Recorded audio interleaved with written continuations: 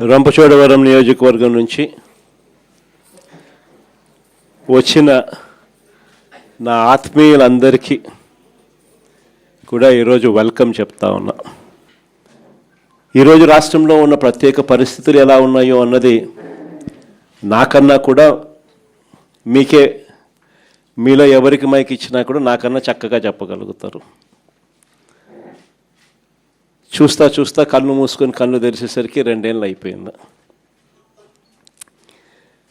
ఈ 2 ఏళ్లలో జరిగిన పాలన ఒకసారి ప్రతి ఇంట్లో కూడా చర్చనీయాంశంగానే మారింది. ఇంతకుముందు జగన్ను చూసాము, 5 సంవత్సరాల వైఎస్ఆర్సీపీ పాలనను చూసాము. ఇప్పుడు మళ్ళీ చంద్రబాబు నాయుడు గారి పాలన కూడా ఈ 2 సంవత్సరాలుగా చూస్తూనే ఉన్నాము. తేడా ఏమిటి అన్నది ఈరోజు ప్రతి ఇంట్లో కూడా నిజంగానే చర్చనీయాంశంగానే జరిగింది. ఈరోజు కూడా నేను చెప్తా ఉన్నా, మన 5 సంవత్సరాల పాలనలో గర్వంగా కూడా నేను చెప్పగలుగుతా, ఎప్పుడూ కూడా చూడని విధంగా, ఎప్పుడూ జరగని విధంగా పాలన అనేది వైఎస్ఆర్సీపీ ప్రభుత్వ హయాంలో మనం అందించగలిగినాము అని గర్వంగా కూడా చెప్పగలుగుతాం.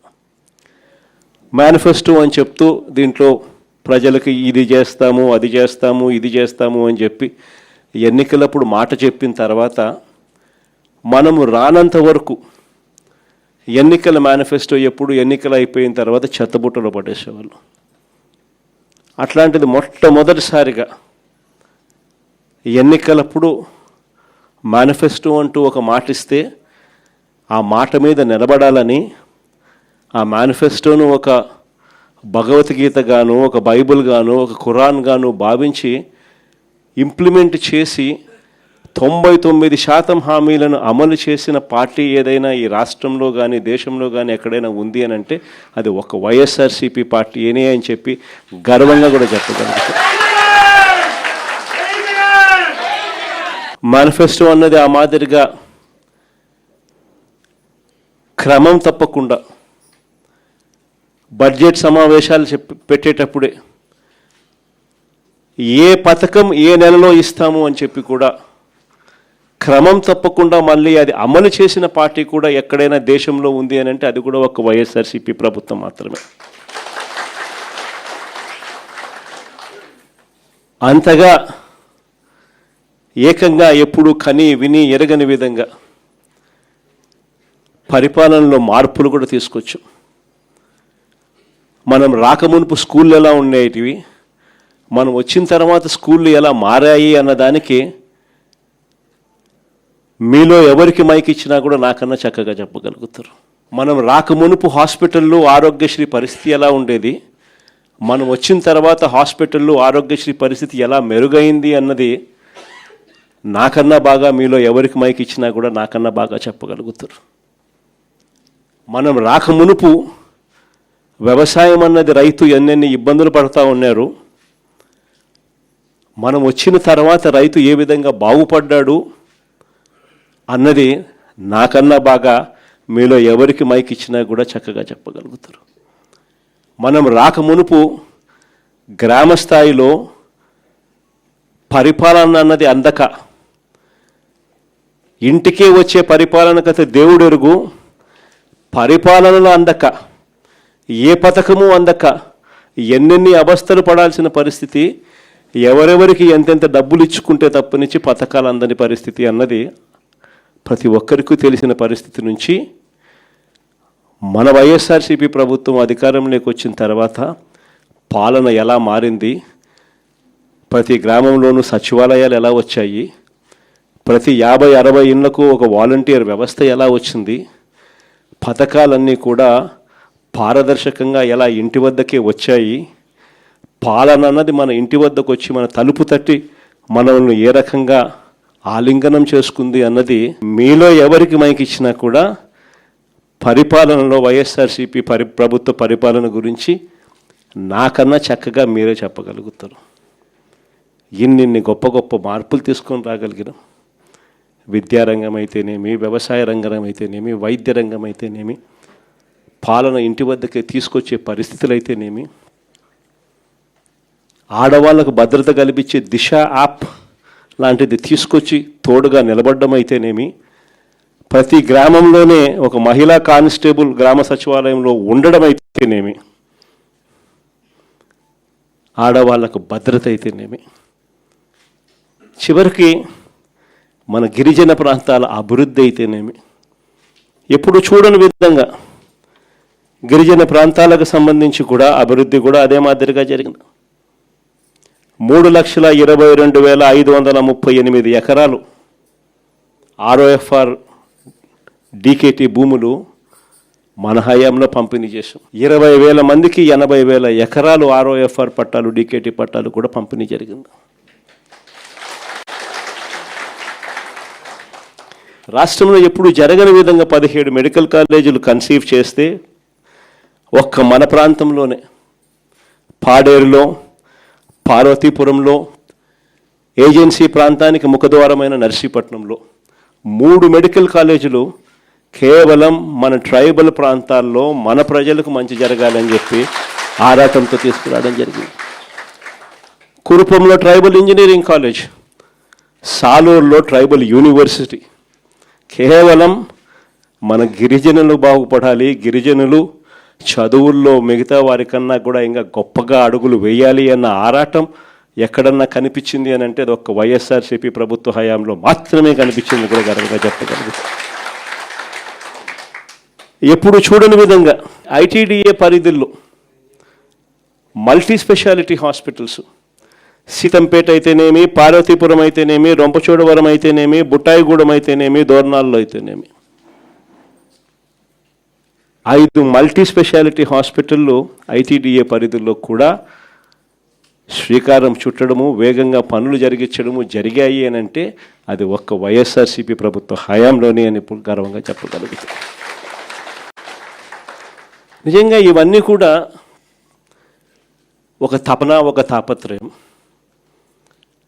మనుషుల జీవితాలలో వెలుగులు చూడాలి, ప్రాంతాలు బాగుపడాలి, చనిపోయిన తర్వాత కూడా ప్రతి ఇంట్లో నా ఫోటో ఉండాలి అని తపన, తాపత్రయంతో అడుగులు పడ్డాయి.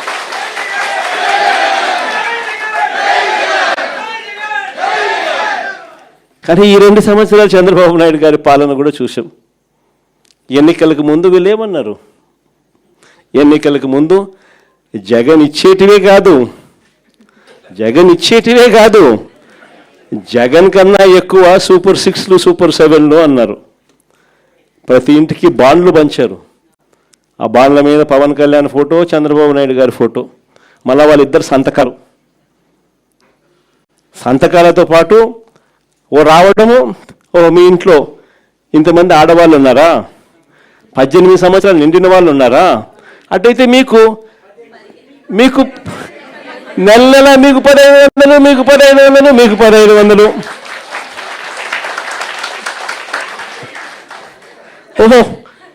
ఓహో మీ ఇంట్లో 50 ఏళ్ళు నిండిన వాళ్ళు కూడా ఉన్నారా? 50 ఏళ్ళు నిండిన వాళ్ళు కూడా మీ ఇంట్లో ఉన్నారా? అయితే మీకు 48,000, మీకు 48,000, మీకు 48,000, నెల మీకు 4,000. అంతేనా? అయ్యో, మీ ఇంట్లో 18 ఏళ్ళు నిండిన పిల్లాడున్నాడా, 19 ఏళ్ళు నిండిన పిల్లాడున్నాడా, 20 ఏళ్ళు నిండిన పిల్లాడున్నాడా? ఉంటే నీకు 36,000, నీకు 36,000, నీకు 36,000. అంతటితో ఆగదు. మీకు ROFR పట్టాలు ఉన్నాయా? మీరు రైతులా? అయితే నీకు 26,000, నీకు 26,000, నీకు 26,000. ఇలా మనం ఏమన్నా చేసేదానికన్నా కూడా 3 ఇంతలు ఎక్కువ.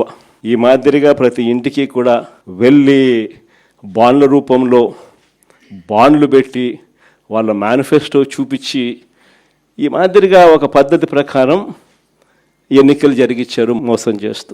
ఎన్నికలు అయిపోయాయి, 2 సంవత్సరాలు అయిపోయింది. ఈ 2 సంవత్సరాల తర్వాత పరిస్థితి ఏమిటి అని చూస్తే ఈరోజు 18 ఏళ్ళు నిండిన ప్రతి అమ్మాయికి, ప్రతి అక్కకు, ప్రతి చెల్లెమ్మకు నెలకు 1,500 రూపాయలు చొప్పున, సంవత్సరానికి 18,000 చొప్పున, 2 ఏళ్ళకి ఇప్పటికే 36,000 బాకీ. పిల్లలందరికీ నెలకు 3,000 రూపాయలు చొప్పున, సంవత్సరానికి 36,000 చొప్పున, ఈ 2 ఏళ్లలో 72,000 ప్రతి పిల్లాడికి నిరుద్యోగ భృతి కింద బాకీ. 50 ఏళ్ళు నిండిన ప్రతి అక్క చెల్లెమ్మకు ఈ 2 ఏళ్లలో నెలకు 4,000 రూపాయలు చొప్పున, సంవత్సరానికి 48,000 లెక్కన ఈ 2 ఏళ్లలో 96,000 బాకీ. ఇక అమ్మఒడి గురించి నేను చెప్పాల్సిన పనుల, మొదటి సంవత్సరం ఎగరగొట్టేసినారు, రూపాయిలే. రెండో సంవత్సరం 20 లక్షల మంది పిల్లలకు ఎగరగొట్టేసినారు. మిగిలిన వాళ్లకు కొంతమందికి 9,000, కొంతమందికి 8,000, కొంతమందికి 10,000, కొంతమందికి మాత్రం 13,000. రైతు భరోసా గురించి 2 ఏళ్లలో ఇవ్వాల్సింది పిఎం కిసాన్ కాక 20,000 ఇస్తానని చెప్పి అప్పుడు చెప్పాడు. అన్నదాత సుఖీభవ అని పేరు పెట్టాడు. 2 ఏళ్లలో ఇవ్వాల్సింది 20,000, 20,000, 40,000 అన్నదాత సుఖీభవ కింద. 2 ఏళ్లకు కలిపి ఇచ్చింది కేవలం 14,000, బాకీ 26,000. ఇలా ప్రతి అడుగులోనూ కూడా, గ్యాస్ సిలిండర్ల విషయంలో కూడా ఇప్పటికి గ్యాస్ సిలిండర్లు దాదాపుగా 2 ఏళ్ళ కలిపి 6 సిలిండర్లు. ఇచ్చింది ఎంత అంటే 2, అది కూడా అందరికీ ఇచ్చింది లేదు. ఈ మాదిరిగా ప్రతి ఇంట్లో కూడా చంద్రబాబు నాయుడు గారికి, ఆ కూటమి ప్రభుత్వానికి ఎందుకు ఓటేసాము, జగన్ను ఎందుకు పోగొట్టుకున్నాము, వైఎస్ఆర్ కాంగ్రెస్ పార్టీని ఎందుకు పోగొట్టుకున్నాము అనే చర్చ ఈరోజు ప్రతి ఇంట్లో కూడా సాగుతూ ఉంది.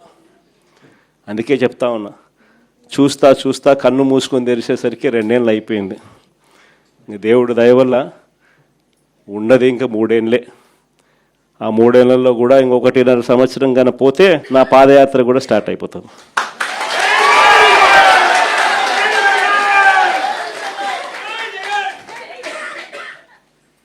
కాబట్టి కన్ను మూసుకొని కన్ను తెరిచేసరికి మన కళ్ళ ఎదుటే ఈ దుర్మార్గమైన పాలన కూడా త్వరలోనే ఎండ్ అయిపోయే పరిస్థితి కూడా త్వరలోనే వస్తుంది. నేను మీ అందరితో కూడా కోరేది ఒకటే, అన్యాయమైన పాలన చూస్తూ ఉన్నాం. ఎవరైనా కూడా ఈ విషయాల మీద చంద్రబాబు నాయుడు గారిని గట్టిగా ఎవరైనా ప్రశ్నిస్తే వెంటనే వాళ్ళ మీద కేసులు, దొంగ కేసులు, దొంగ సాక్ష్యాలు అన్నీ కూడా విపరీతమైన హెరాస్మెంటు, ఇటువంటి రెడ్ బుక్ రాజ్యాంగం కూడా చూస్తూ ఉన్నాం. ఇలాంటి పరిస్థితుల నేపథ్యంలో మీ అందరినీ కూడా కోరేది ఒకటే, ఏదైనా కూడా ఒక చీకటి అన్నది వీగిపోవాల్సిందే. ఉన్నది టెంపరీగా కొంతకాలం మాత్రమే ఉంటుంది. ఆ తర్వాత వెలుగు రాక తప్పదు, పగటిపూట సూర్యుడు ఖచ్చితంగా ప్రకాశింపక తప్పదు అన్నది మాత్రం ఖచ్చితంగా గుర్తుపెట్టుకోండి. ఈ జరగబోయే ఇక కేవలం ఉన్న ఈ నెక్స్ట్ 2 ఏళ్ల పాటు, ఆ తర్వాత ఎట్టాగో ఎలక్షన్ ఇయరే, ఈ 2 ఏళ్ల పాటు పార్టీని నడిపించే బాధ్యత, పార్టీని బలంగా ప్రజల్లోకి తీసుకొని పోయే బాధ్యత, పార్టీ తరపున గట్టిగా నిలబడాల్సిన బాధ్యత, పార్టీ తరపున గట్టిగా పోరాడాల్సిన బాధ్యత, మరీ ముఖ్యంగా ప్రజల తరపున, బాధితులైన ప్రజల తరపున అండగా నిలబడాల్సిన బాధ్యత మీ అందరి భుజస్కంధాల మీద ఉంది అన్నది దయచేసి ఎవరు కూడా మర్చిపోవద్దని చెప్తా ఉన్నా. మీ అందరితో కూడా నేను చెప్పేది ఒకటి, రేపొద్దున వైఎస్ఆర్సీపీ పార్టీ వచ్చిన తర్వాత, అధికారంలోకి వచ్చిన తర్వాత, జగన్ 2.0 స్టార్ట్ అయిన తర్వాత ఈసారి మాత్రం కార్యకర్తలను అందరికన్నా బాగా చూసుకుంటానని మాత్రం ఖచ్చితంగా చెప్తాను.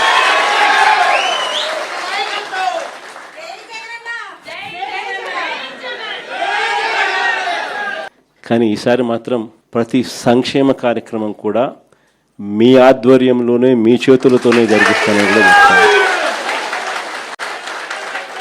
కానీ మీ అందరికీ కూడా ఒకటే రిక్వెస్ట్ కూడా చేస్తాను, మీ అందరికీ కూడా ఒకటే రిక్వెస్ట్ కూడా చేస్తాను.